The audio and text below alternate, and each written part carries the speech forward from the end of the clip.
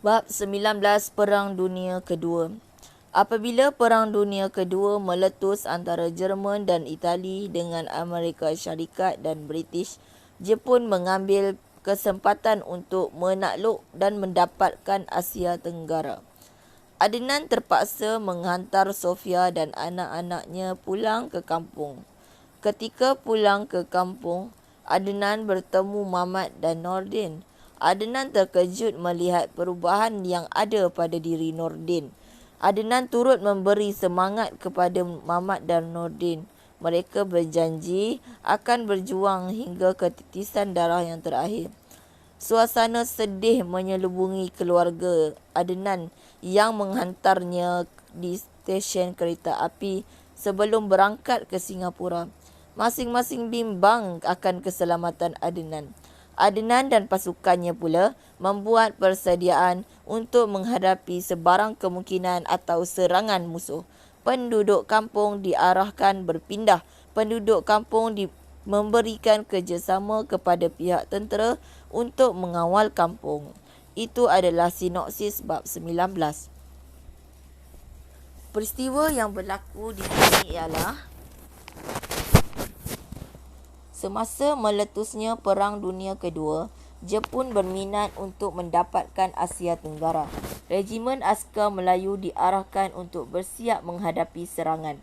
Kegembiraan hidup bersama hanya sementara kerana Adnan terpaksa hantar Sofia dan anak-anak ke kampung halaman demi keselamatan mereka. Sofia menangis kesedihan.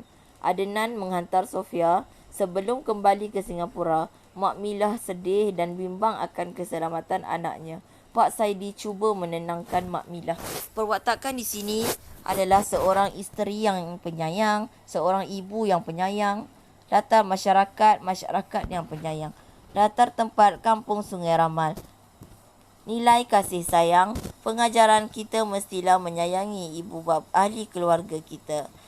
Seterusnya, semasa berehat dan berbual-bual, Adnan dan Mamat terkejut apabila Nordin berdiri di hadapan mereka.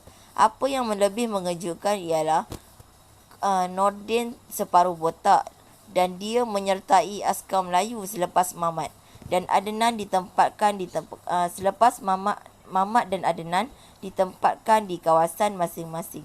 Nordin sedar insaf akan kesalahan dahulu. Nordin ditempatkan di Kelantan, Mamat di Kedah, Adnan di Singapura. Perwatakan di sini ialah watak Nordin seorang yang insaf, latar masyarakat yang insaf, nilai tanggungjawab, nilai keinsafan. Kita mestilah insaf dan belajar daripada kesilapan. Seterusnya, Adnan berangkat kembali ke Singapura. Dia sedih kerana terpaksa meninggalkan Sofia dan anak-anak di kampung demi menggalas tanggungjawab yang lebih berat. Persoalan di sini ialah tanggungjawab seorang ketua terhadap anak buahnya. Perwatakan di sini ialah seorang ketua yang bertanggungjawab. Latar masyarakat yang penyayang. Latar tempat stesen kereta api. Nilai kasih sayang. Pengajaran kita mestilah menyayangi ahli keluarga kita. Di samping itu, peristiwa lain ialah apabila Adnan kembali ke Singapura, dia bersama pasukan askar Melayu mengatur persiapan. Penduduk diarah berpindah dengan bantuan askar Melayu.